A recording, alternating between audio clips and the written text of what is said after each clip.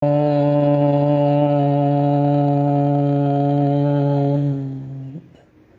परमात्मने नमः।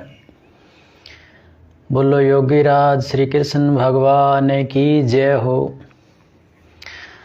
सज्जनों, श्रीमद् भगवत गीता के चौथे अध्याय के 23वें श्लोक में भगवान श्री कृष्ण अर्जुन को उपदेश देते हुए बताते हैं कि आसक्ति से परे, यानी जो मनुष्य दुनियावी आसक्ति से परे है और मुक्त है, यानी इच्छाओं से मुक्त है, ज्ञान में स्थित और ज्ञान में जो स्थित है, जिसका चित्त ज्ञान में स्थित है, वो और इसके अलावा जो यज्ञ के लिए आचरण करने वाले हैं, जो यज्ञ के लिए आचरण करने वाले हैं, उनके संपूर्ण कर्म भली भांति विलीन हो जाते हैं। यानी उनके सारे के सारे जो कर्म हैं वो भली भांति विलीन हो जाते हैं, यानी अकर्म हो जाते हैं, कर्म बंधन में नहीं रहते। तो ये बात तो थोड़ी सरल पड़ती है कि आसक्ति से परे, मुक्त और ज्ञान में स्थित चित्त वाले, यानी एक परमात्मा इस सृष्टि में सर्वशक्ति वाली, सर्वशक्तिशाली, न्यायकारी और सब करता धरता है, इसमें चित्त वाला। ये तो समझ में साधारणतः आ जाता है, परंतु जो दूसरी बात बताई है कि यज्ञ के लिए आचरण करने वालों के संपूर्ण कर्म विलीन हो जाते हैं, तो अब यज्ञ के लिए आचरण कौन से हैं? और इससे पहले सबसे बड़ी बात यह है कि आखिरकार यज्ञ क्या है, यज्ञ का अर्थ क्या है, यज्ञ कितने प्रकार के हैं। तो इसको समझने के लिए हम सबसे पहले यज्ञ का अर्थ समझते हैं। भगवान श्री कृष्ण गीता के अंदर अर्जुन को कहते हैं कि इसका विशेष समझने के लिए तू वेदों का अध्ययन कर, क्योंकि वेदों में जो परमात्मा का पवित्र ज्ञान दिया हुआ है वो सत्य है और प्रामाणिक है। तो यज्ञ शब्द का जो अर्थ है, वेद के अनुसार इसका अर्थ है यज्ञ अर्थात समर्पण, यानी समर्पण करना, समर्पण। परंतु लोक प्रचलित अर्थ कई बार थोड़े से इतर हो जाते हैं। तो यज्ञ के जो दो लोक प्रचलित अर्थ है, हम उसका भी उल्लेख कर लेते हैं, उनको भी देखते हैं। तो पहला लोक प्रचलित अर्थ यज्ञ का है हवन पूजन युक्त वैदिक क्रिया, यानी हवन पूजन जो करते हैं, वैदिक क्रिया करते हैं, उसको भी यज्ञ करना कहते हैं। अब हालांकि बगैर वैदिक क्रियाओं के भी हवन पूजन करते हैं, विभिन्न प्रकार की तामसिक प्रकरणों में आहुतियां देते हैं, वो इतर है। परंतु हम जो इसका अध्ययन करेंगे तो वो है वैदिक अर्थ में हवन पूजन। और वैदिक अर्थ में हवन पूजन जो यज्ञ का अर्थ है, उसमें 5 महायज्ञ बताए गए हैं। 5 महायज्ञों में पहला है ब्रह्म यज्ञ। तो जैसे हम घर पर हवन करते हैं या जो यजमान हवन करवाते हैं, तो सर्वप्रथम ब्रह्म यज्ञ किया जाता है, यानी मंत्रों के उच्चारण से उसकी शुरुआत की जाती है, परमात्मा को याद किया जाता है, ईश्वर को समर्पण किया जाता है, मंत्र, केवल मंत्रों के द्वारा। और उसी यज्ञ में फिर दूसरा प्रकरण होता है देव यज्ञ।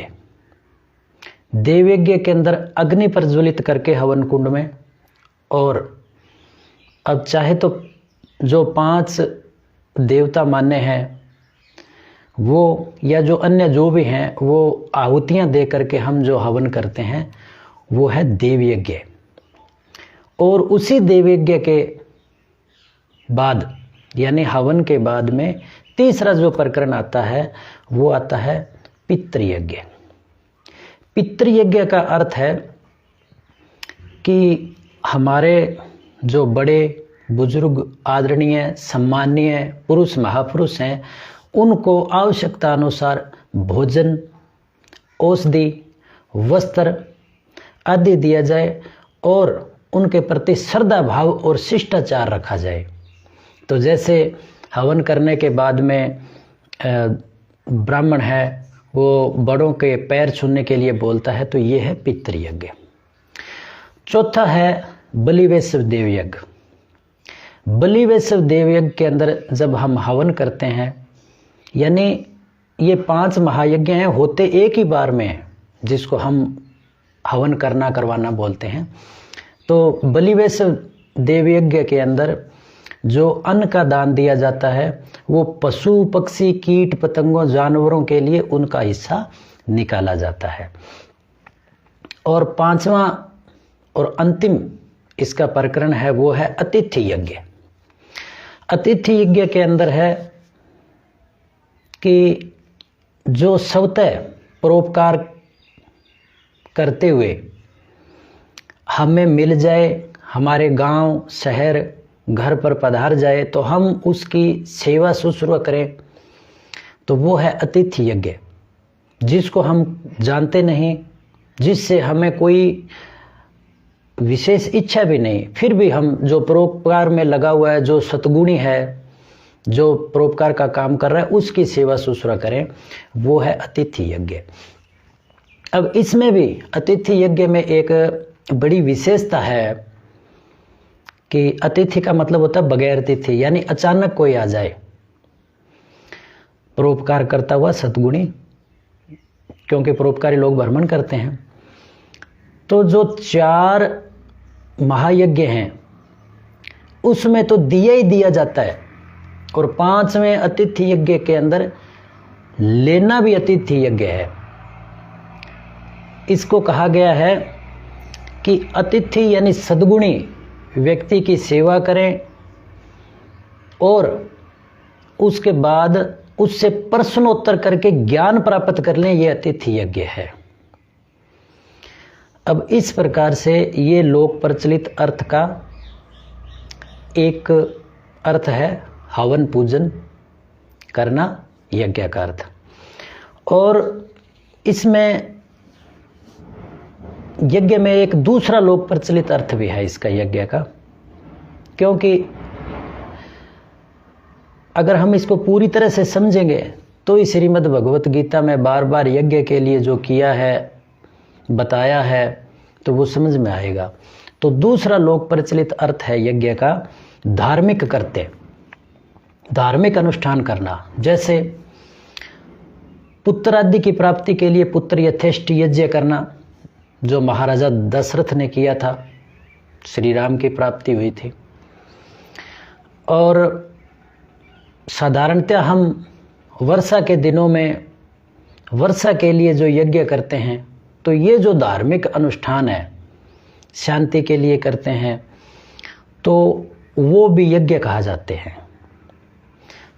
तो इस प्रकार से यज्ञ के कई अर्थ हैं। लोक प्रचलित अर्थ, पूजा पाठ, धार्मिक कर्तव्य, और वैदिक अर्थ है समर्पण भाव।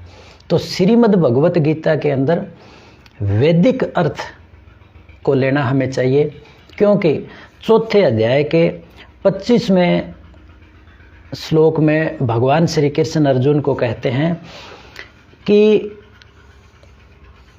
अन्य योगीजन, यानी अन्य योगीजन देवयज्ञ को ही भली भांति उपासते हैं। जो हमने प्रचलित अर्थ में बताया कि वो ही उसको ही भली भांति उपासते हैं, पूजा करते हैं, उसके पूजन करते हैं। और कई यज्ञ को यज्ञ के द्वारा ही, अब चौथे अध्याय के 25वें श्लोक में भगवान श्री कृष्ण बड़ी गहरी बात बता रहे हैं कि कई यज्ञ को यानी समर्पण भाव को यज्ञ के द्वारा यानी समर्पण भाव के कर्मों के द्वारा ही ब्रह्म अग्नि में यानी इस ब्रह्मांड के अंदर ब्रह्म अग्नि में हवन करते हैं, यानी आहुति दे देते हैं। तो अब इसका एक बड़ा विस्तृत अर्थ है। श्रीमद् भगवत गीता में प्रथम श्लोक था कि धर्म क्षेत्रे कुरुक्षेत्रे, यानी जो कुरुक्षेत्र यानी जो कार्य क्षेत्र है और जो धर्म क्षेत्र है यानी जो हमारी धारणा का क्षेत्र है, उसमें क्या किया संजय।